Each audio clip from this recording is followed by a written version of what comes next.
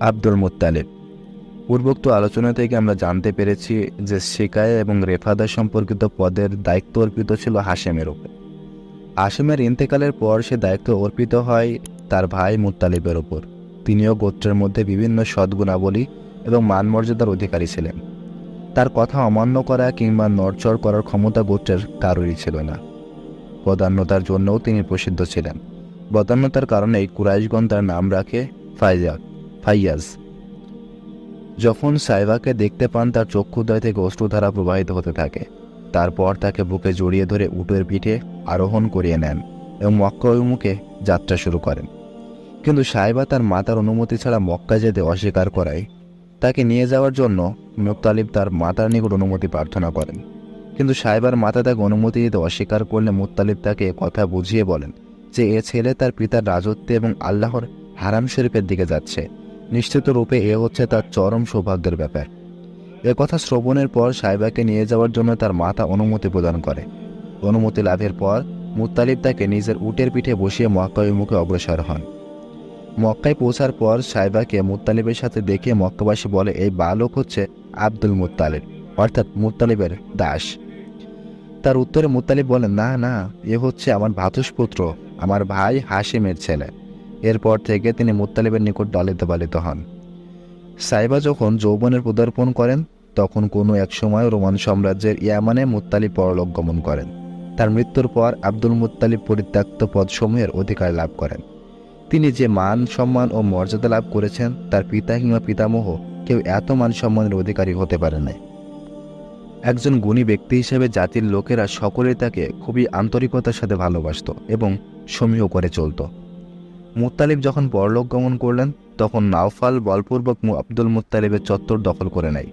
আব্দুল মুত্তালিবের একার পক্ষে তার চাচার সাথে মোকাবেলা করা সম্ভব না হওয়ার কারণে কুরাইশ গোত্রের কোনো কোনো লোকের নিকট তিনি সাহায্য প্রার্থী হন। কিন্তু তারা এ বলে আপত্তি করে যে নিজের চাচার সাথে তার বিরোধের ব্যাপারে কোনো কিছু করা তাদের পক্ষে সম্ভব নয়।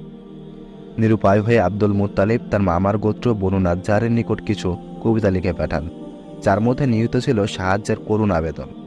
এ আহ্বানে সাড়া দিয়ে তার মামা আবু সাদ বিন আদি ৮০ জন অশ্বারোহী নিয়ে মক্কা অভিমুখে অগ্রসর হয় এবং আবথা নামক স্থানে গিয়ে অবস্থান করে।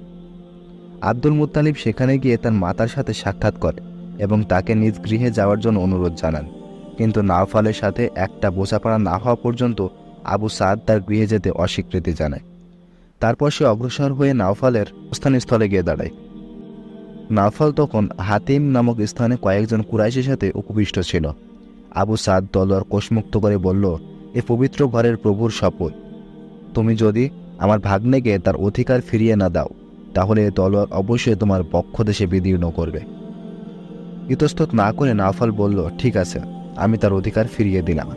এ কথা শ্রবণের পর আবু সাদ কুরাইশদের কয়েকজন নেতৃস্থানীয় ব্যক্তিকে এ ব্যাপারে সাক্ষী থাকতে এবং প্রয়োজন বোধে সাক্ষ্য প্রদানের জন্য অনুরোধ জানায়।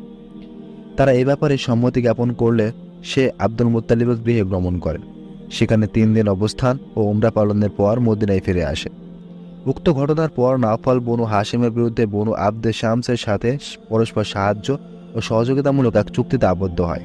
অন্যদিকে বনু খুজাইমা গোত্র যখন দেখতে পেল বনু নাজ্জার গোত্র আব্দুল মুত্তালিবকে সাহায্য করছে, তখন তারা বলল, আব্দুল মুত্তালিব যেমন তোমাদের সন্তান তেমনি আমাদেরও সন্তান, সুতরাং তাকে সাহায্য করা সর্বাগ্রে আমাদেরই কর্তব্য। এর কারণ হলো আবদে মানাফিস মায়ের সম্পর্ক ছিল খুজাইমা গোত্রের সাথে।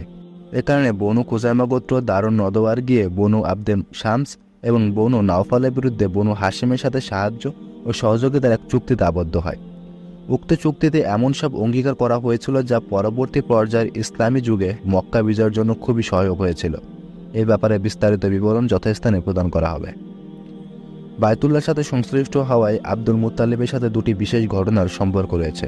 এর মধ্যে একটি হচ্ছে জমজম কূপের খনন কার্য সম্পর্কিত এবং অন্যটি হচ্ছে হস্তি বাহিনী সম্পর্কিত ঘটনা। উক্ত দুটি ঘটনা সম্পর্কে পরে আলোচনা করা হবে।